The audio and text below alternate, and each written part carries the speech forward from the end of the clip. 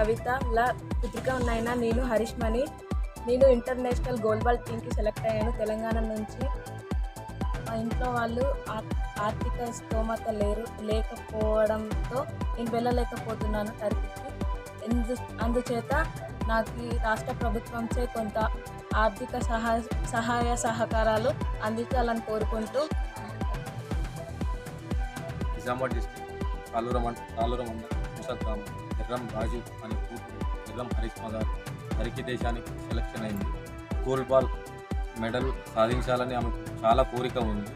But మా ఇంటి సమస్య వచ్చేసి ఆర్థిక సమస్యలు ఉన్నాయి. మేము డబ్బులు పెట్టి ఆ దేశానికి పంపించేంత స్తోమత లేదు. కావున రాష్ట్ర ప్రభుత్వము మళ్ళీ ప్రజలు అందరూ గ్రామస్తులు కానీ అందరూ కానీ ఎంతో కొంత సహకరించి మా అమ్మాయిని టర్కీ దేశానికి పంపించాలని మేము కోరుకుంటున్నాము.